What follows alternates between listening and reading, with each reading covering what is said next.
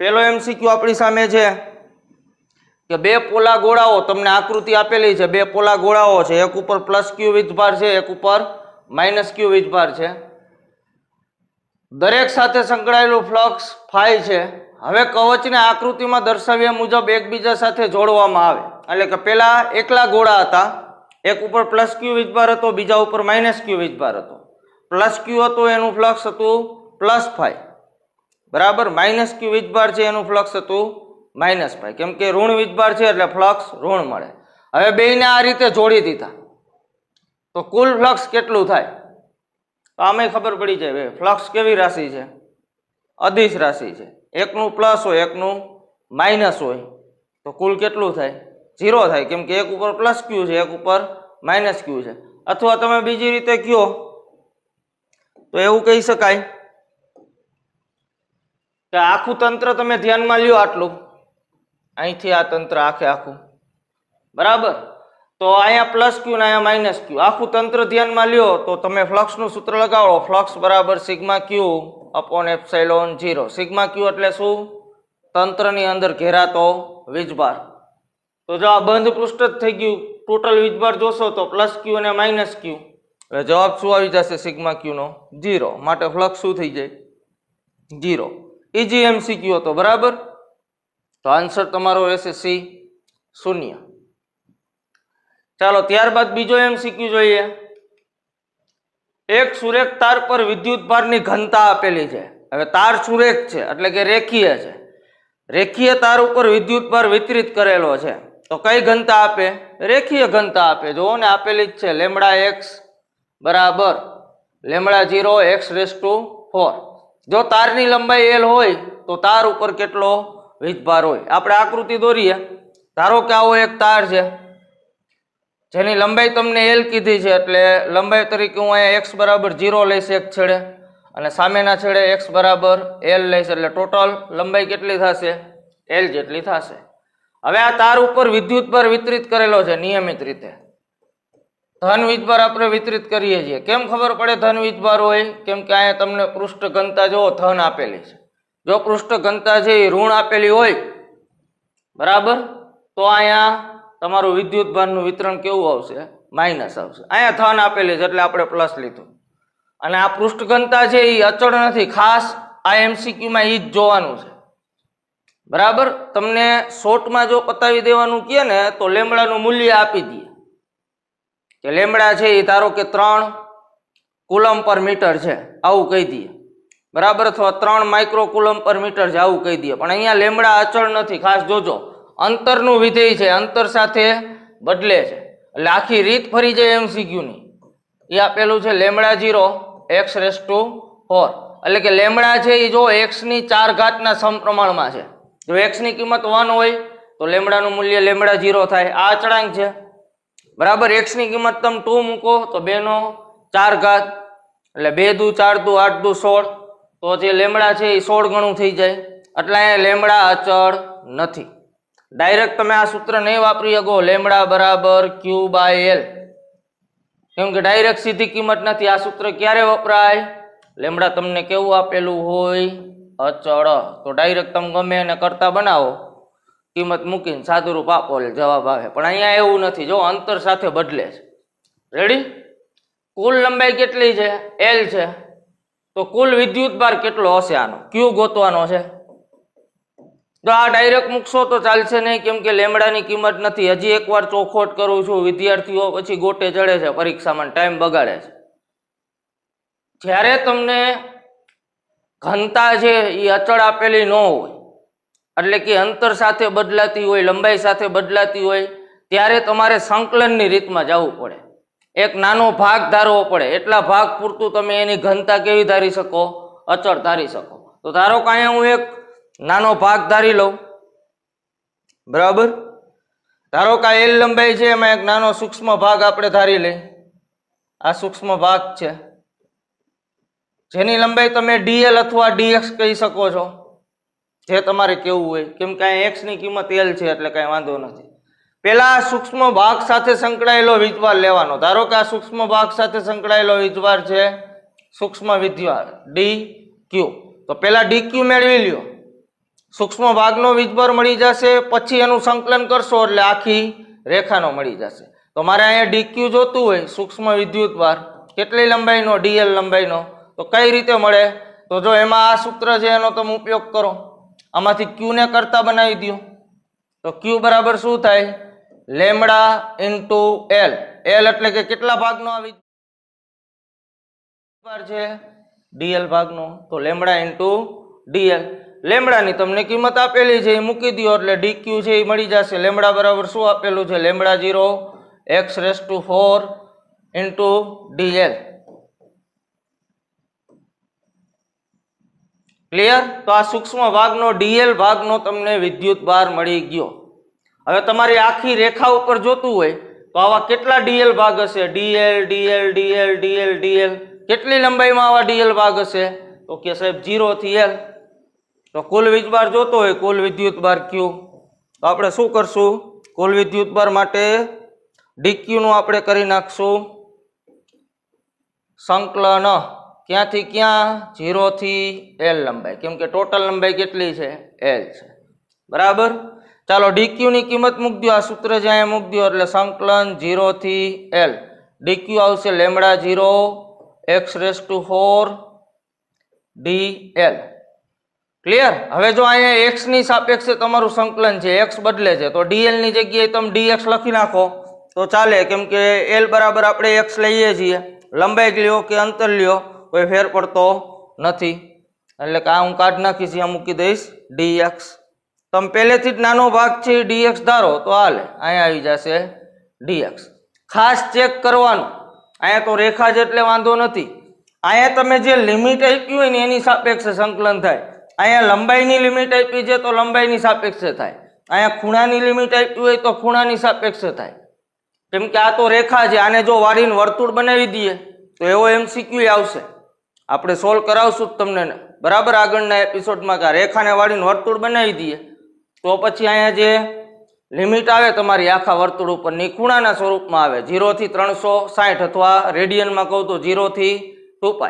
તો જેની લિમિટ હોય ને એ અહીંયા સંકલનમાં આવવું જોઈએ, અને જો ન હોય તો એ લિમિટ તમારે ચેન્જ કરવી પડે, અહીંયા વિધેય બદલાવવું પડે લિમિટ પ્રમાણે. અહીંયા વાંધો નથી, જો લંબાઈ જ છે ને અહીંયા લંબાઈ છે, તો લેમડા 0 અચળ છે, સંકલનના નિયમ પ્રમાણે અચળ ક્યાં આવી જાય બહાર? સંકલન કોનું થશે? 0 થી L ઉપર x⁴ dx. ચાલો સંકલનનો નિયમ યાદ કરો, ઘાતનો નિયમ. જે હોય એ ઘાતમાં 1 નો વધારો થાય અને કુલ ઘાત ક્યાં આવે? છેદમાં આવે. એટલે આનું સંકલન કરશો તો લેમડા 0 એમના એમ, x⁴ છે એમાં 1 નો વધારો કરો તો 4 ને 1 કેટલી થાય? 5. ટોટલ ઘાત ક્યાં આવે? છેદમાં. બરાબર. અને અહીંયા આપણે લિમિટ મૂકી દેશું, ક્યાંથી ક્યાં સુધી છે? 0 થી L સુધી. બસ લિમિટ મૂકો. પેલા અપર લિમિટ મૂકી દો. તો જો અપર લિમિટ મૂકશો તો શું થશે? અહીંયા આપણે ગણતરી કરીએ છીએ, q બરાબર લેમડા 0 એમના એમ અચળ છે, એને લિમિટ લાગુ ન પડે. પેલા x ની જગ્યાએ અપર લિમિટ મૂકો એટલે એ થશે x ની જગ્યાએ L, તો L ની 5/5. નિયમ પ્રમાણે વચ્ચે શું આવે? માઇનસ. હવે x ની જગ્યાએ શું મૂકશું? 0. તો x ની જગ્યાએ 0 મૂકશો તો 0 ની 5/0 એટલે આખું પદ શું થઈ જાય? 0. બરાબર. તો અહીંયા q બરાબર આપણો આન્સર આવશે લેમડા 0 L⁵ ચાલો આવો આન્સર તમારે ધ્યાનમાં લેવાનો છે. ક્લિયર? તો અહીંયા તમે જોશો તો આપણી પાસે ડી આન્સર છે. બરાબર. તો જ્યારે ઘનતા તમને, ભલે આ તો રેખીય ઘનતા હતી, પૃષ્ઠ ઘનતા હોય, કદ ઘનતા હોય, એ અચળ ન આપેલું હોય ને ત્યારે તમારે સંકલનની રીતમાં જવાનું. આ જ રીતે આપેલા આકાર ઉપર પેલા સૂક્ષ્મ ખંડ ધારી લેવાનો નાનો, એનો વીજભાર સૂક્ષ્મ ડીક્યુ કહી દેવાનો, સૂક્ષ્મ વિદ્યુત ભાર. બરાબર. ડીક્યુ મેળવી લેવાનો ઘનતાના સૂત્ર ઉપરથી, અને પછી એનું સંકલન કરવાનું. ખાસ હજી કહું છું, લિમિટમાં જોજો, અહીંયા ઘણા લોચા ખાઈ જાય છે. બરાબર. વર્તુળવાળો જે MCQ આવશે આપણે નેક્સ્ટ એપિસોડમાં લેશું જ, આગળ જે એપિસોડ આવે એટલે તમને વધારે આઈડિયા ક્લિયર થાય. બરાબર મિત્રો. તો થોડીક મેથડ છે એ મગજમાં બેસાડવાની, કે અચળ હોય તો ડાયરેક્ટ સૂત્ર લાગી જાય, ક્યુ ને કરતા બનાવો લેમડા L લાગે, અહીંયા બધી કિંમત આપેલી. પણ અચળ ન હોય ત્યારે આવું કરવું પડે, નાનો ભાગ ધારવો પડે, એનો સૂક્ષ્મ વિદ્યુત ભાર ગોતવો પડે, અને પછી એનું આપેલા આકાર ઉપર શું લેવું પડે? સંકલન લેવું પડે. ક્લિયર? એટલે અહીંયા આપણો આન્સર થઈ જશે ડી. ચાલો ત્યારબાદ પ્રોટોન અને ઇલેક્ટ્રોન વચ્ચે ચોક્કસ અંતરે વિદ્યુત બળ અને ગુરુત્વ બળનો ગુણોત્તર. એટલે કે એક પ્રોટોન છે પ્લસ ઈ કહી દઈએ આપણે, એક ઇલેક્ટ્રોન છે માઇનસ ઈ કહી દઈએ. ચોક્કસ અંતર કીધું નથી કેટલું, તો ધારી લઈએ આર જેટલું. બે બળની વાત કરી છે, એક વિદ્યુત બળ અને એક ગુરુત્વ બળ. તો પેલા ભાઈ વિદ્યુત બળ કોના કારણે લાગે? તો કે બેયના વીજભારના કારણે. તો જો બે પાસે વીજભાર છે, એક પાસે પ્લસ ઈ છે પ્રોટોન પાસે, ઇલેક્ટ્રોન પાસે માઇનસ ઈ છે. કેટલા અંતરે પડેલા છે? આર અંતરે. પાછા કેવા છે? સ્થિર છે. તો બે સ્થિર વિદ્યુત ભાર આર અંતરે હોય તો કોનો નિયમ આવે? કુલમનો. તો જો વિદ્યુતીય બળ હું ગણું વિદ્યુત ભારના કારણે, એફ ઈ એટલે ઇલેક્ટ્રિકલ, એફ એટલે બળ, ઇલેક્ટ્રિકલ ફોર્સ. તો એ કુલમના નિયમથી મળે કે પહેલાનો વીજભાર, મૂલ્યની વાત કરીએ છીએ એટલે પ્લસ માઇનસની કાંઈ માથાકૂટ નથી કરવાની, સદિશ હોય તો જોવું પડે. બરાબર? તો પ્રોટોનનો વીજભાર ઈ, ઇલેક્ટ્રોનનો વીજભાર ઈ, અંતર કેટલું છે? આર, એટલે એનો વર્ગ થાય આર સ્ક્વેર. આ થઈ ગયું વિદ્યુતીય બળ, જે વિદ્યુત ભારના કારણે લાગે પ્રોટોન અને ઇલેક્ટ્રોન. બીજું કયું બળ કીધું છે? ગુરુત્વ બળ, એટલે કે ગુરુત્વાકર્ષી બળ. જે કોના કારણે લાગે? દળના કારણે. તો પ્રોટોન અને ઇલેક્ટ્રોન પાસે દળ હોય જ ને સાહેબ. ધારો કે હું અહીંયા દર્શાવું તો પ્રોટોનનું દળ છે ને આપણે કહી દઈએ માસ ઓફ પ્રોટોન MP, ઇલેક્ટ્રોનનું દળ છે ને કહી દઉં માસ ઓફ ઇલેક્ટ્રોન ME. ચોક્કસ અંતરે, એટલે કે અહીંયા જેટલું અંતર રાખ્યું હતું એટલું જ અહીંયા રાખવાનું, તો અહીંયા પણ આર જ રાખવાનું. તો બે દળના કારણે લાગતું ગુરુત્વ બળ કોના નિયમથી મળે? ન્યૂટનના સાર્વત્રિક નિયમથી, જેને આપણે કહેશું એફ ગ્રેવિટેશનલ. એટલે કે ગુરુત્વાકર્ષી બળ કેટલું હોય? તો કે જી, ગુરુત્વાકર્ષણનો સાર્વત્રિક અચળાંક. પહેલું દળ માસ ઓફ પ્રોટોન, બીજું દળ માસ ઓફ ઇલેક્ટ્રોન, અંતરનો સ્ક્વેર. ખાલી ફેર શું છે બે નિયમમાં? એકમાં દળ આવે છે, બરાબર, ગુરુત્વાકર્ષણ વાળામાં, ઓમાં શું આવે છે? વિદ્યુત બળ. હવે આ બેનો તમારે ગુણોત્તર લેવાનો છે. કોનો કોનો? વિદ્યુત બળ અને ગુરુત્વ બળ. એટલે કે FE/FG લેવાનું છે, પબજી નહીં. હો ભાઈ, પબજી નો સમજતા કોઈ, FE/FG. તો જો આ બેનો ગુણોત્તર લેશો ને તો અંતર તો બેમાં હરખું છે, એટલે અંતર તો ઉપર નીચે કેન્સલ આઉટ થઈ જાય, બેના અંશ જ વધશે. FE નો અંશ શું છે? કે ઈ સ્ક્વેર. બરાબર? આનો અંશ શું છે? જી, mass of proton, mass of electron. બસ કિંમત મૂકી દો. કે એટલે કુલમનો અચળાંક, જેની કિંમત હોય 9 × 10⁹. ઈ એટલે ઇલેક્ટ્રોનનો વીજભાર અથવા પ્રોટોનનો વીજભાર 1.6 × 10⁻19 એનો સ્ક્વેર. છેદમાં જી, ગુરુત્વાકર્ષણનો સાર્વત્રિક અચળાંક શું હોય કિંમત? 6.67 × 10⁻11. યાદ ન હોય તો ગુરુત્વાકર્ષણ ચેપ્ટર ધોરણ 11 ચેપ્ટર નંબર 8 પેલા પાઠનું જોઈ લેવું, એમાં અચળાંકની કિંમત આવે છે. માસ ઓફ પ્રોટોન, પ્રોટોનનું દળ આપણે કેટલું લઈએ છીએ? 1.67 × 10⁻27. અને માસ ઓફ ઇલેક્ટ્રોન, હલકો કણ સાવ ભાઈ દળમાં, 9.1 × 10⁻31. ચાલો આનું આપણે સાદું રૂપ આપવાનું છે. બરાબર? આપણે કેલ્ક્યુલેટર લઈ લઈ એટલે પરફેક્ટ આપણો આન્સર આવી શકે. ચાલો કેલ્ક્યુલેટરમાં આપણે કોનું કોનું સાદું રૂપ? તો કે જો અંશમાં છે 9, 9 × 1.6 નો વર્ગ છે એટલે 1.6 બે વાર કરવાના, એટલે અંશમાં તમારું ફાઇનલ થશે 23.04. લખી દે આપણે અહીંયા, અંશમાં થશે 23.04. રેડી?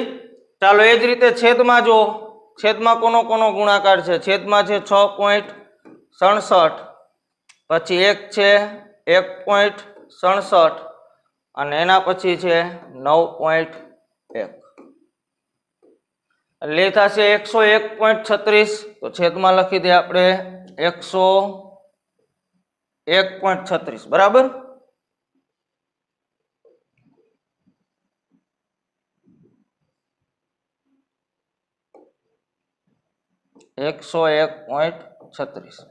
આ વેલ્યુનું સાદું રૂપ થઈ ગયું.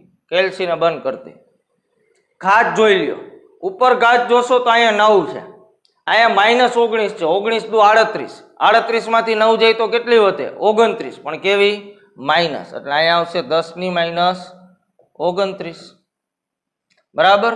છેદમાં જોઈ લ્યો, અહીંયા -11 છે, અહીંયા -27 છે, એટલે 11 છે એને અંદર 27 એડ કરીએ તો થશે -38 બરાબર. 27 ને 10 37 ને 1 એટલે -38.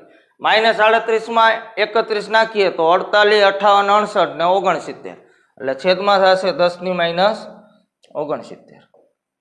ચાલો આનો ભાગાકાર કરી દો એલસીમાં, તો વેલ્યુ છે 23.04 અંશમાં એને ભાગ્યા 101.36 જે આવશે 0.2273. કેટલી આવશે? 0.2273 બરાબર. એટલે FE/FG 0.2273 ગુણ્યા ઘાતનું સાદુરૂપ આપી દો. -69 છે, ઉપર જાય તો કેટલી થાય? +69. એટલે 69 માંથી 29 જાય તો 39, 49, 59 ને 69, એટલે 10⁻40.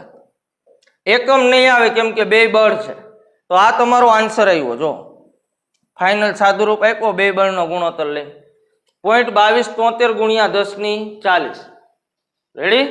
હવે અહીંયા જો તમારી પાસે જે આન્સર છે એમાં 41 ઘાત છે જે 40 ની નજીક છે, તો આને આપણે 1 પોઈન્ટ આગળ જવા દઈ એટલે આ થઈ જશે 2.273. એટલે કે નાની સંખ્યામાંથી મોટી સંખ્યા કઈ રીતે? નાનામાંથી મોટું તો મોટામાંથી નાનું.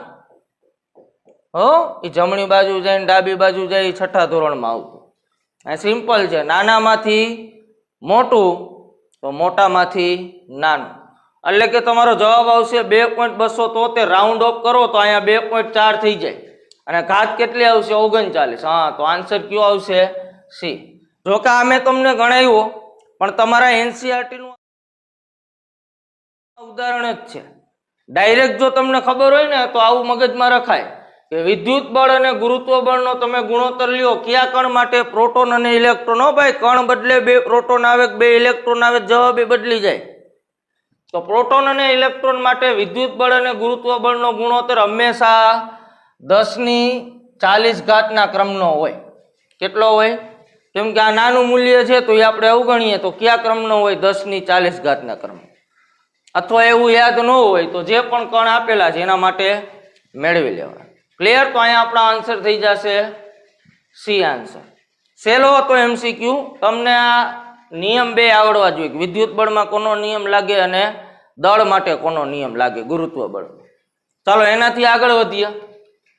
તો આપણી પાસે છે સમાન દળ અને સમાન વિદ્યુત ભાર ધરાવતા બે કણો એકબીજાથી અમુક અંતરે રાખેલા હોય. એટલે કે બે કણ છે નાના, બેયના દળ સમાન છે, ધારો કે M છે. બેયનો વિદ્યુત ભાર સમાન છે, ધારો કે Q છે. અમુક અંતરે રાખેલા છે, કીધું નથી તો અમુક અંતર લઈ લેવાનું R. ત્યારે એમની વચ્ચે લાગતું અપાકર્ષી વિદ્યુત બળ, કેમ કે ભાઈ સમાન વિદ્યુત ભાર છે એટલે કાં ધન ધન હશે ને કાં ઋણ ઋણ હશે, કેવું બળ લાગે? અપાકર્ષી બળ. કોના નિયમથી મળે? કુલમના નિયમથી. એકના વજન જેટલું છે. જો આ ખાસ જોજો, આ અગત્યનું છે. આખા દાખલાનું લોજિક આ છે. તમારો MCQ સોલ્વ કરવું હોય ને તો આ અગત્યનું છે. મેં બોક્સ કર્યું કે બે કણ આપણે ધારી લઈ. ધારો કે આ પેલો કણ છે, બરાબર? એનું દળ એમ, બીજાનું દળ કેટલું? એમ. પછી એ જ રીતે બેયનો વીજભાર સમાન છે, ધારો કેટલો છે? Q જેટલો. રેડી? ચોક્કસ અંતરે રાખ્યા, ધારો કે R અંતર ધારી લઈ. તો એમની વચ્ચે લાગતું વિદ્યુત બળ, તો પેલા આની વચ્ચે વિદ્યુત બળ લખવું હોય તો કુલમના નિયમથી મળે. FE કેટલું મળે? કે પેલાનો વીજભાર Q, બીજાનો વીજભાર Q છેદમાં અંતરનો વર્ગ. આ વિદ્યુત બળ. આ કેટલું છે? તો કે એમાંથી એકના વજન જેટલું છે. વજન એટલે વજન બળ. તો જો બે પાસે દળ છે, દળ સમાન છે, બેયનું વજન કેવું હોય? સમાન. એટલે જ કીધું એકના વજન જેટલું. તો આ બળ છે એ વજન બળ જેટલું છે. વજન બળ કેટલું હોય? એમ દળવાળાનું માજી જેટલું હોય. બસ આ જ લોજિક હતું. હવે જે કીધું એ મેળવો. એટલે કે વિદ્યુત બળ એકના વજન જેટલું, વજન બળ કેટલું હોય? માજી જેટલું. તો એમની વચ્ચેનું અંતર કેટલું થાય? R ગોતવાનો છે તમારે અહીંયા.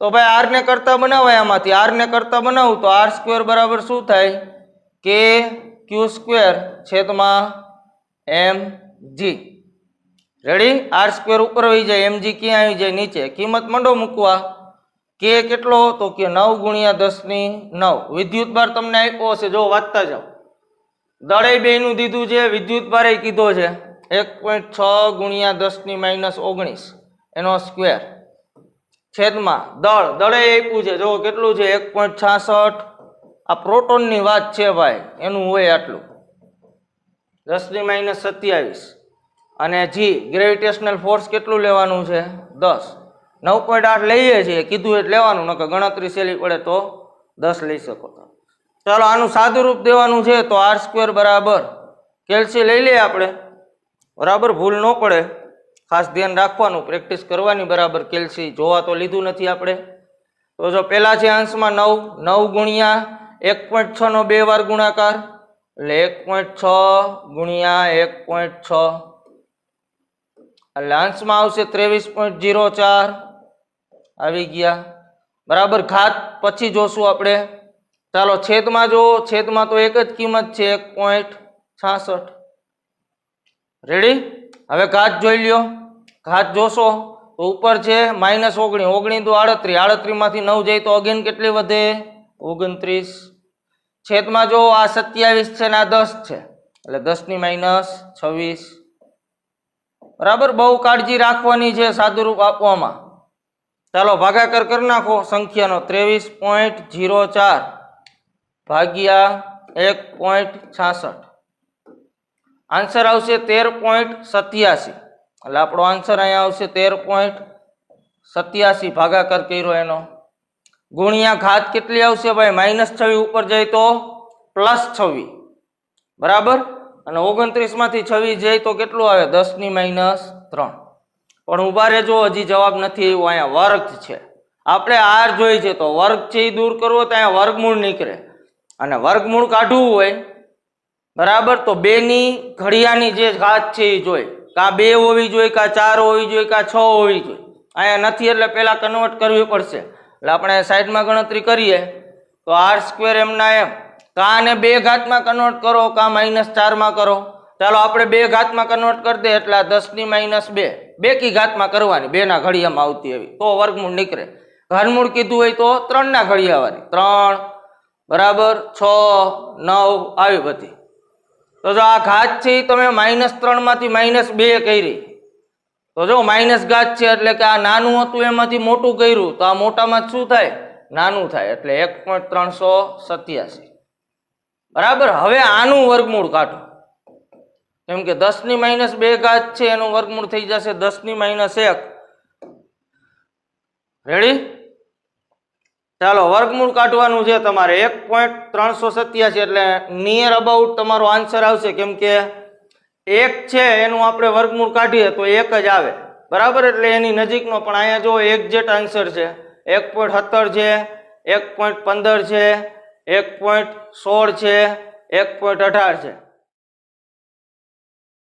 એટલે આમાં તમારે છે ને આનું કેલ્સીમાં વર્ગમૂળ કાઢી લેવા અને પછી એ પ્રમાણે છે એ ઘાત છે એ તમારે શું કરવાની થશે ઘાત છે એ સોલ્વ કરવાની -1 છે એટલે 10 વડે ભંગાય જે આવતા હોય આવતું હોય સમથિંગ એટલા પોઈન્ટ જ આવશે બરાબર કેમ કે અહીંયા આપણી પાસે જે કેલ્સી છે એ સાદી કેલ્ક્યુલેટર છે ગુણાકાર ભાગાકાર વાળું બરાબર આમાં તમને ક્યાંય બીજું કાંઈ જોવા મળશે નહીં વર્ગમૂળ એટલે એ તમારે કરી લેવાનું ચાલો એ હું તમારા ઉપર છોડ દઉં છું અહીંયા બરાબર કેટલો આન્સર આવે એ જોઈ લેવાનો તમારે કેમ કે જો બધા આન્સર નજીકના જ છે નકર તો હું એપ્રોક્સિમેટ ધારી લે કે ભાઈ એપ્રોક્સિમેટ છે 1.4 છે તો એનું 1 પોઈન્ટ સમથિંગ આવી જાય પણ આ એપ્રોક્સિમેટ ધારવામાં જો ખાલી એક પાછળના અંકમાં જોશો ને તો 0 1 0 2 નો જ ફેર છે એટલે એ તમારે જોઈ લેવાનું કયો આન્સર આવશે આ રીતે સોલ્વ કરશો એટલે પણ ગણતરીમાં ધ્યાન રાખવા બરાબર ચાલો એના પછી નેક્સ્ટ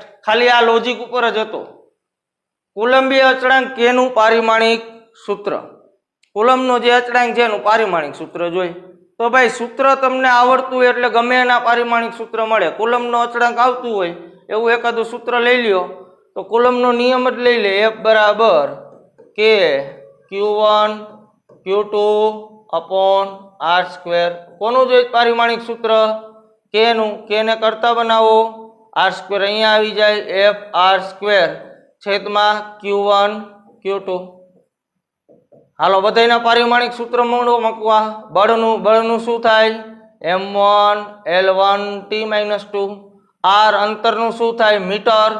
બરાબર, મીટર એટલે L કેટલી ઘાત? 2 ઘાત. છેદમાં વિદ્યુત બાર છે. જો વિદ્યુત બાર ગુણ્યા વિદ્યુત બાર એટલે વિદ્યુત બારનો વર્ગ જ થયો ને પારિમાણિક સૂત્રમાં. તો વિદ્યુત બારનું શું કરવાનું? તો કે વિદ્યુત પ્રવાહનું પારિમાણિક સૂત્ર એ લેવાનું. કેમ કે આપને ખબર છે Q બરાબર શું થાય? IT.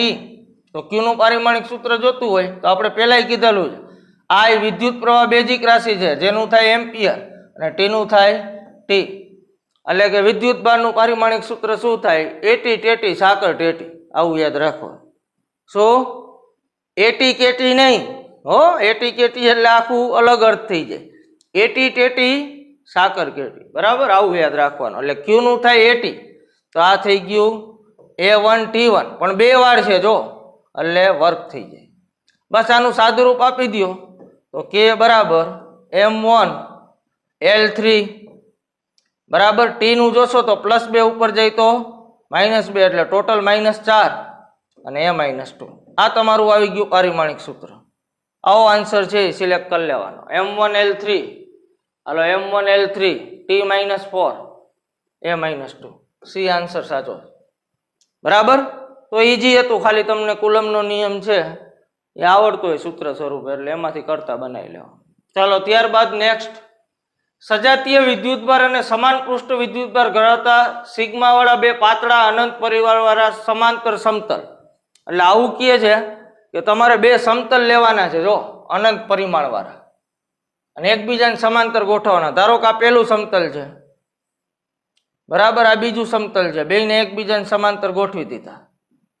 સિગ્મા જેટલી પૃષ્ઠ ઘનતા છે બે ઉપર અને સજાતીય વિદ્યુતભાર છે. ખાસ આ જોવાનું કેવો વીજભાર છે ભાઈ? સજાતીય. રેડી? સજાતીય વીજભાર એટલે શું? બે ઉપર કા ધન હશે ને કા બે ઉપર શું હશે? ઋણ હશે. ખાસ એ મગજમાં લેવું હો. આ છે સજાતીય વીજભાર. રેડી? ચાલો, સજાતીય વીજભાર છે એટલે બે ઉપર ધન લ્યો કે ઋણ લ્યો કઈ ફેર નહીં પડે. તો આના ઉપર હું મૂકી દઉં ધન. આના ઉપર આપણે કયો વીજભાર મૂકી દેશું? ધન વીજભાર. ધારો કે આના ઉપર મૂકો ધન તો સામે ધન મૂકવાનો. વિજાતીય કહે તો એક ઉપર ધન ને એક ઉપર ઋણ. ક્લિયર? બે ઉપર ઋણે મૂકી શકો સજાતીયમાં ભાઈ. સરખા થયા સજાતીયનો મતલબ બેયની સિગ્મા સરખી છે. તો આની સિગ્મા આની સિગ્મા ધન છે એટલે આ સમતોલોની વચ્ચે અને એની બહાર એટલે કે વચ્ચેનું કોઈ બિંદુ લ્યો અહીંયા અને બહારનું કોઈ બિંદુ લ્યો, આ બાજુ લ્યો કે આ બાજુ, અહીંયા વિદ્યુત ક્ષેત્રની તીવ્રતા તમારે કહેવાની.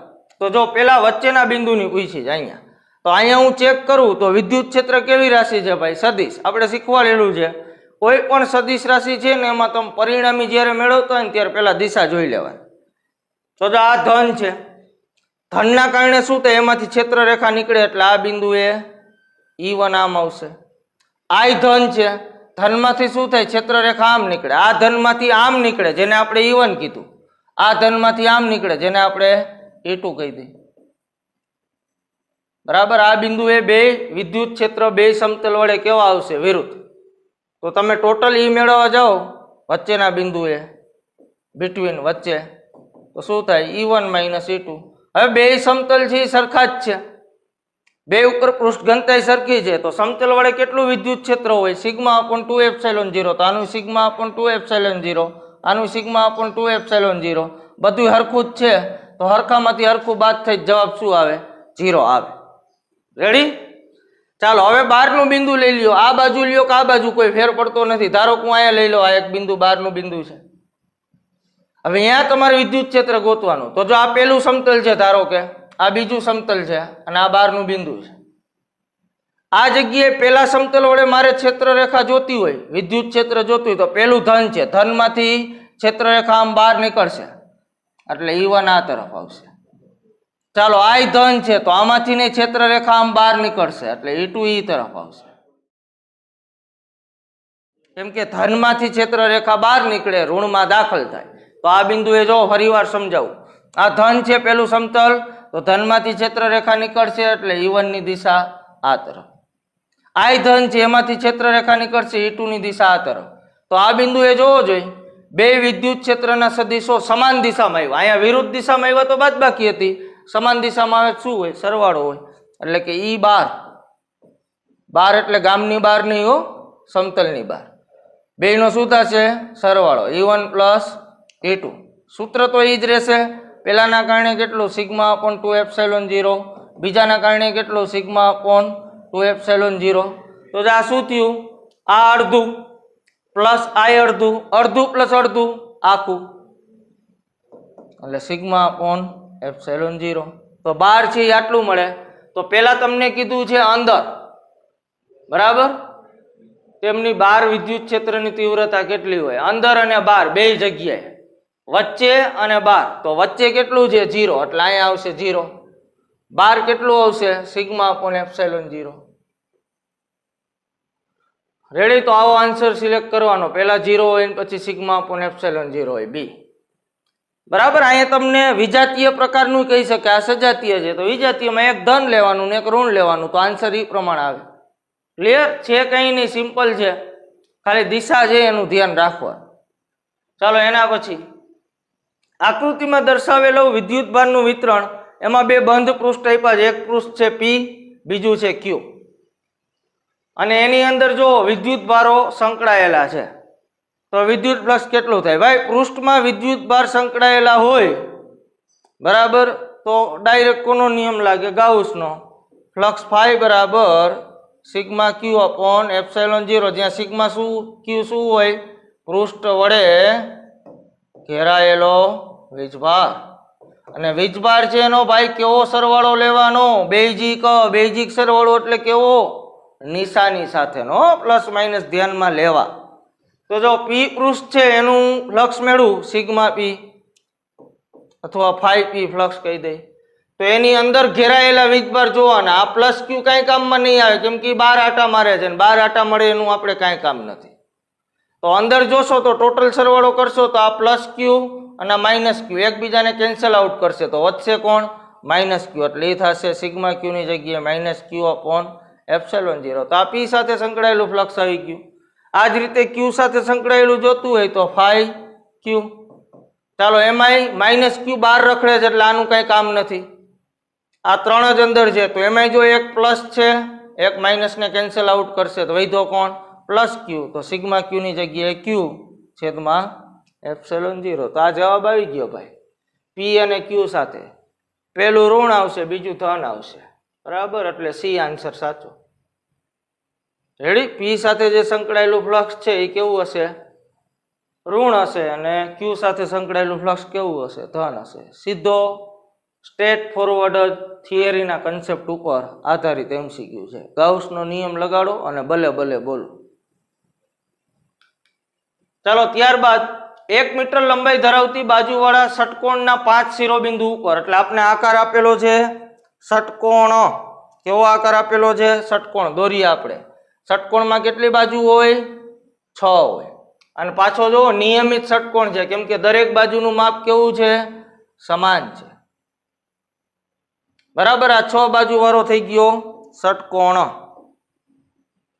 6 શિરોબિંદુ 6 બાજુ, દરેક બાજુનું માપ સરખું છે એટલે તેને નિયમિત ષટકોણ હોય છે. લંબાઈ કેટલી છે બાજુની? 1 મીટર છે. અને 5 શિરોબિંદુ છે. ધારો કે નામ આપી દે, આ A, આ B, આ C, આ D, આ E અને આ F. આ 6 શિરોબિંદુ છે. એમાંથી 5 ઉપર તમારે કેટલો મૂકવાનો?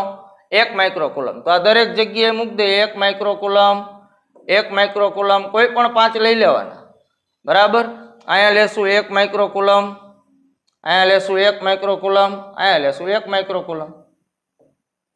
5 ઉપર મૂકી દીધો. એક ઠનઠન ગોપાલ છે એનો વારો ન આવ્યો, બરાબર. તો કેન્દ્ર ઉપર વિદ્યુત ક્ષેત્ર કેટલું થાય? અહીંયા સેન્ટર ઉપર કેટલું થાય? તો ભાઈ સાવ સહેલું છે. નિયમિત ષટકોણ છે, બધી બાજુના માપ સરખા છે, બંધ આકૃતિ છે, એટલે ટોટલ કેટલો ખૂણો થાય? 360. એને હરખા ખૂણામાં ડિવાઈડ કરો, દરેક ખૂણો કેટલાનો થાય? 360 ભાગ્યા 6 કરો એટલે 60 ડિગ્રીનો થાય. દરેક ખૂણા કેટલાના થઈ ગયા? 60 ના. બરાબર. ટોટલ સરવાળો 360 હોય તો દરેક ખૂણા કેટલાના થાય? 60ના. અને સેન્ટરથી તમે અંતર લ્યો તો આ અંતર થાય સેન્ટરથી. બરાબર. એ કેટલું થાય ભાઈ? સાવ સિમ્પલ છે, 1 મીટર જ થાય. સમબાજુ ત્રિકોણનો કન્સેપ્ટ જ લાગુ પડી જાય. એટલે દરેક શિરોબિંદુથી અંતર એ હરખું છે. તો દરેક શિરોબિંદુ ઉપરના વીજભાર વડે ઉદ્ભવતું વિદ્યુત ક્ષેત્ર કેટલું થાય? સરખું જ થાય, કેમ કે વીજભાર સમાન છે, અંતર સરખું છે. કેમ કે બિંદુવત વીજભારનું સૂત્ર શું છે? E બરાબર kq/r². રેડી? તો જો પાંચેય ઉપર વીજભાર હરખો, પાંચેયનું સેન્ટરથી અંતર સરખું, એટલે Q R બે સરખા, તો K સરખો જ છે. પણ વિદ્યુત ક્ષેત્ર સદિશ રાશિ છે એટલે દિશા જોવાની. તો જો ખાસ દિશા જોજો, હું અહીંયા રેડ વડે દર્શાવું છું. બરાબર. જો આ ધન છે, ધનમાંથી સેન્ટર તરફ દિશા કઈ તરફ આવે? તો કે સાહેબ ધનમાંથી ક્ષેત્રરેખા બહાર નીકળે એટલે આમ આવે. રેડી? તો એની સામે જો આ ધન છે તો એ ધનમાંથી નહીં ક્યાં આવે? બહાર આવે. ટૂંકમાં બેના મૂલ્ય સરખા, દિશા પરસ્પર વિરુદ્ધ એટલે એકબીજાને કેન્સલ આઉટ કરે. એટલે આ બેના તો ભૂકા જ બોલી ગયા. બે ના વિદ્યુત ક્ષેત્ર એકબીજાને શું કરી દેશે? નાબૂદ. સેમ ટુ સેમ અહીંયા થશે. જો બી માં ધન છે, ધનમાંથી ક્ષેત્રરેખા બહાર આવે. આ ધન છે, ધનમાંથી ક્ષેત્રરેખા બહાર આવે. તો અહીંયા જો મૂલ્ય સમાન, સૂત્ર પ્રમાણે Q અને R સમાન છે એટલે દિશા પરસ્પર વિરુદ્ધ, તો એ બેના શું બોલી ગયા? ભૂકા બોલી ગયા.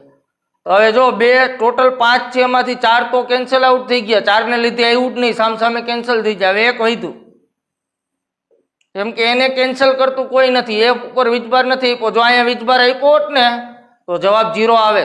યાદ કરો આગલો લેક્ચર જેને આખો જોયો છે. મેં કીધું તું કોઈ બંધ આકૃતિમાં દરેક શિરોબિંદુ ઉપર સમાન વિદ્યુત ભાર હોય તો સેન્ટર ઉપર કોઈ પણ સદિશ રાશિ હોય, કદાચ વિદ્યુત ક્ષેત્ર નહીં, બળ એ શું થાય? 0 જ થાય. પણ અહીંયા એવું નથી, દરેક ઉપર નથી. એટલે આ એકલો હોય તો આ એકલાનું વધશે, એ કોઈ નાબૂદ નહીં કરે. તો એકલાનું કેટલું હોય? તો કે એ બિંદુવત છે, બિંદુવતનું હોય kq/r². કિંમત મૂકીને ગણતરી કરી લ્યો. 4 તો કેન્સલ આઉટ થઈ ગયા, એક વધ્યો. તો કે ની કિંમત, તો કે તો ઓપ્શનમાં એમને રાખવાનો જ, રાખી દે ભાઈ. અમારે ક્યાં કિંમત મૂકવાની જલ્દી છે. ચાલો Q કેટલો? 1 માઇક્રોકુલમ એટલે 10⁻6. અને અંતર કેટલું છે? R 1 નો વર્ગ. લખો તોય ભલે, ન લખો તોય ભલે, કઈ ફેર પડે નહીં. તો ફાઇનલ તમારો આન્સર આવ્યો K × 10⁻6 ન્યૂટન પર કુલમ. બરાબર. ચેક કરો, આવું છે ક્યાંય? છે. જો K × 10⁻6. બરાબર, ડી ઓપ્શનમાં. રેડી? એટલે MCQ સહેલો હતો. તમને જો આગલો લેક્ચર તમે જોયેલો હોય તો એમાં કીધેલું જ છે 6 એ 6 ઉપર મૂકો ને તો આ જ MCQ નો જવાબ આવે 0. પછી બળ પૂછ્યું હોય કે વિદ્યુત ક્ષેત્ર પૂછ્યું. પણ અહીંયા 5 ઉપર છે એટલે 4 છે એકબીજા સામસામેની જોડીની કેન્સલ કરી દઈએ અસર. એક વધે તો એકના કારણે કેટલું? kq/r². Direct answer. બરાબર. ચાલો ત્યારબાદ હાઇડ્રોજન પરમાણુમાં ન્યુક્લિયસ ફરતે r ત્રિજ્યાવાળી વર્તુળાકાર કક્ષામાં ગતિ કરતા ઇલેક્ટ્રોન પર લાગતું કુલંબીય બળ. ભાઈ કુલંબીય બળ એટલે કુલમનો નિયમ. તો આપણે હાઇડ્રોજન પરમાણુ દોરીએ. ચાલો હાઇડ્રોજન પરમાણુમાં કેટલા ઇલેક્ટ્રોન અને કેટલા પ્રોટોન હોય? તો કે ન્યુક્લિયસમાં સાહેબ 1 પ્રોટોન હોય પ્લસ Q. અને બાર કક્ષામાં કેટલા ઇલેક્ટ્રોન આટા મારતા હોય? 1 ઇલેક્ટ્રોન આટા મારતો હોય, 1 પ્રોટોન અને 1 ઇલેક્ટ્રોન. ત્રિજ્યા કેટલી આપી છે? R. તો આ બે વચ્ચે કેટલું બળ લાગે? Q બળ, કુલંબીય બળ. તો ભાઈ કુલંબીય બળ તો કે કુલમનો નિયમ F = K. પહેલો વીજભાર તો કે પ્રોટોનનો વીજભાર આપણે E લઈ લઈ. બીજો વીજભાર તો કે E લઈ. જો મૂલ્યની વાત કરી હોત ને તો હું -E ની જગ્યાએ +E લઈ શકું. અત્યાર સુધી આપણે જેટલા ગણ્યા ને MCQ માં મૂલ્યની જ વાત હતી. વજન બળ વાળો MCQ આવ્યો તેમાં. પણ અહીંયા જો જવાબ બધાય તમને સદિશ સ્વરૂપમાં આપ્યું છે. એટલે બળ મારે સદિશ લેવાનું. અને જ્યારે હું બળ સદિશ સ્વરૂપે લખતો હોય ત્યારે પ્રોટોન છે એનો વીજભાર પ્લસ લેવો પડે કુલમના નિયમમાં, અને ઇલેક્ટ્રોનનો વીજભાર માઇનસ લેવો પડે. કેમ કે બે પ્રકારના બળ લાગે, કા આકર્ષી કા અપાકર્ષી. જો મને મૂલ્ય આપ્યું હોત તો હું બેયના પ્લસ લઈ લેત, કેમ કે માઇનસનું મૂલ્ય શું થાય? પ્લસ. પણ અહીંયા સદિશ સ્વરૂપ છે એટલે ઇલેક્ટ્રોનનો વીજભાર આપણે ઋણ મૂકશું. બરાબર. આ ખાસ ધ્યાન રાખવાનું, નકર તમને આન્સરમાં ભૂલ પડે શું એ હું કઈ સમજાવીશ. છેદમાં અંતર કેટલું r². તો અહીંયા તમારું બળ સદિશ સ્વરૂપે છે. તો જો ભાઈ આ બાજુ હજી મૂલ્ય જ આવ્યું. ડાબી સાઈડ બરાબરની બળ સદિશ છે તો જમણી સાઈડ રોવેક મને સદિશ બનાવો. તો ફિઝિક્સમાં સદિશ બનાવવા માટે કયો એકમ વાપરવામાં આવે દિશા આપવા માટે? એકમ સદિશ. તો અહીંયા એકમ સદિશ r નો આપી દે r કેપ. તો ફાઇનલ સાદુરૂપ થાય f બરાબર માઇનસ આગળ કાઢ લ્યો ke² r² into r cap. પેલા ચેક કરો આવો છે ક્યાંય option? Minus ke² upon r² into r cap. હાલો એક ઓપ્શન આવો છે minus ke² upon r² into r cap. ચાલો બીજો ઓપ્શન જો અહીંયા ધન વાળો છે. જો અહીંયા તમે મૂલ્ય ધ્યાનમાં લઈ લ્યો ને તો આ જ ઓપ્શન છે. બેમાં ફેર શું છે? આ માઇનસ છે આ પ્લસ છે. પણ સદિશ કીધું છે એટલે પ્લસ તો પ્લસ માઇનસ તો માઇનસ. રેડી? ત્રીજો ઓપ્શન ચેક કરો ke² અપોન r³. r³ તો આવે જ નહીં ભાઈ. અને ચોથો ke² અપોન r³ એટલે આ બે તો એમને એમ નીકળી ગયા. હા કે ના ચેક કરજો ખાસ. જો સી અને ડી અથવા આમાં r³ જોતું હોય તો આવું થઈ શકે હો. આ માઇનસ ke². આ એકમ સદિશ એટલે શું? સદિશ પોતે છેદમાં એનું મૂલ્ય કરું તો અહીંયા આવી જાય r³. તો આવો ઓપ્શન સાચો છે. તમે એકમ સદિશની કિંમત મૂકો તો એકમ સદિશનું સૂત્ર શું છે? સદિશ પોતે છેદમાં એનું મૂલ્ય. તો મેં જ કર્યું સદિશ પોતે છેદમાં એનું મૂલ્ય. તો સ્ક્વેર હતો ને એક આવે r તો r³ થાય. તો આ બે માંથી જે હોય એ તમારો જવાબ ગણાય. તો જો પેલો ઓપ્શન હવે ચેક કરો. પેલો તો જો આમે પ્લસ વાળો છે એટલે એ તો કેન્સલ આઉટ જ થઈ ગયો. સદિશ સ્વરૂપ છે એમાં પ્લસ નહીં ચાલે. આ પ્લસ વાળો છે એ નહીં ચાલે. હવે જોવાના તમારે બી અને ડી રહ્યા. અહીંયા જો એકમ સદિશ છે. એકમ સદિશ છે તો છેદમાં r². હાલો એ સાચું છે બરાબર. અહીંયા જો ખાલી સદિશ છે તો છેદમાં r³. તો ભાઈ બે સાચા છે બી અને ડી. જો ખાલી સદિશમાં r³ આવે r⁴ અને આ છે આ એટલે તમારો બી અને ડી બે આન્સર રહેશે બરાબર. આવું જો કે પરીક્ષામાં આપે નહીં.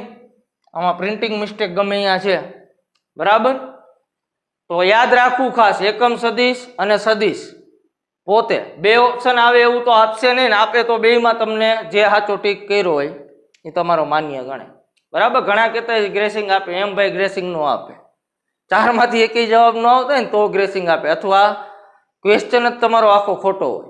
અહીંયા બે જવાબ આવે તો બેમાંથી તમે જે ટીક કર્યું એ આપે. કેમ કે અહીંયા બે સ્વરૂપ આપ્યા જ. જો પણ હજી કહું છું આમાં ભૂલ ન કરતા. સદિશ છે એટલે ઋણ લેવું પડે બરાબર. ચાલો ત્યારબાદ છે એક તમને સમતલ આપેલું છે L લંબાઈનું ચોરસ બરાબર.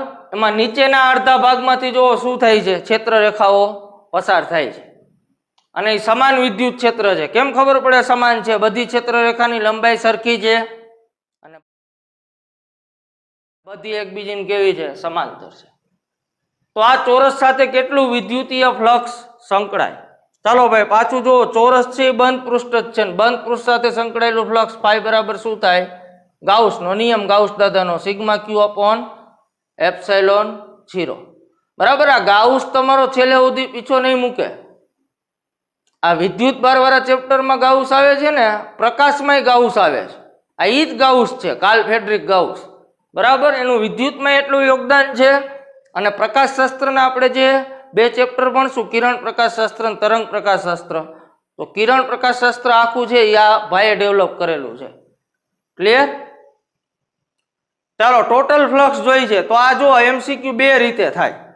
એક જેને સીધી ખબર પડે થિયરીમાં કન્સેપ્ટ જેના બહુ સ્ટ્રોંગ હોય એને સીધી ખબર પડી જાય જવાબ શું આવે.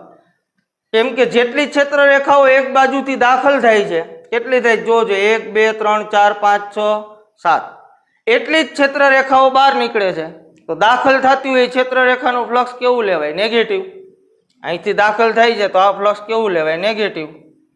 અહીંયા જો બહાર નીકળે છે તો બહાર નીકળે એનું ફ્લક્સ કેવું લેવાય? પોઝિટિવ. શું કામ એવું? તો કે ક્ષેત્ર રેખા અંદર ક્યાં વીજભારમાં દાખલ થાય? ઋણમાં.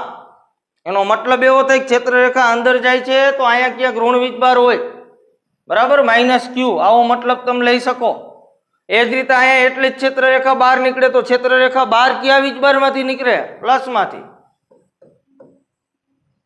તો જો ડાયરેક્ટ આન્સર આવી ગયો. આ બેનો સરવાળો કરો તોય 0 આવે, માઇનસ ક્યુ પ્લસ ક્યુ ઘેરાતો વીજભાર છે તોય જવાબ શું આવે?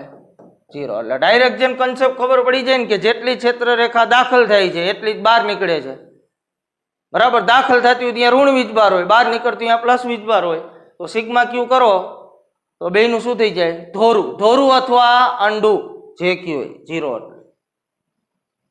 ચાલો આ પહેલો કન્સેપ્ટ. બીજો કન્સેપ્ટ આપણા ફ્લક્સનું સૂત્ર બીજું, E એ કોસ થીટા, એટલે કે વિદ્યુત ક્ષેત્ર અને ક્ષેત્રફળ સદિશ વચ્ચેનો ખૂણો જોઈ લ્યો.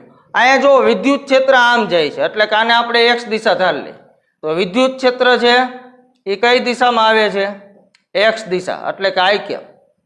ક્ષેત્રફળ સદિશ, આ સમતલ છે એનો ક્ષેત્રફળ સદિશ કેવો લેવાય? સમતલમાંથી બહાર આવતી દિશામાં અથવા અંદર જતી દિશામાં લેવાય.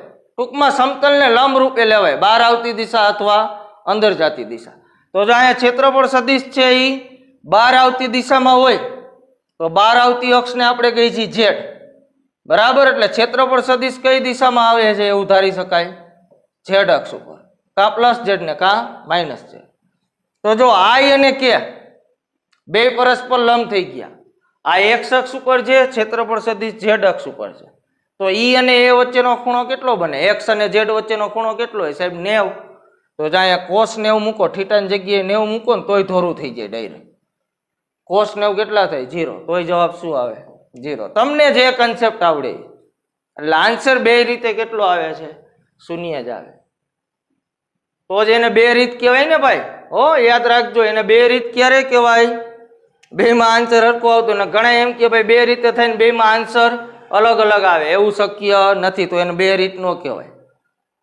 ક્લિયર? એટલે અહીંયા 0 જવાબ આવશે. 0. ક્લિયર? સહેલો હતો.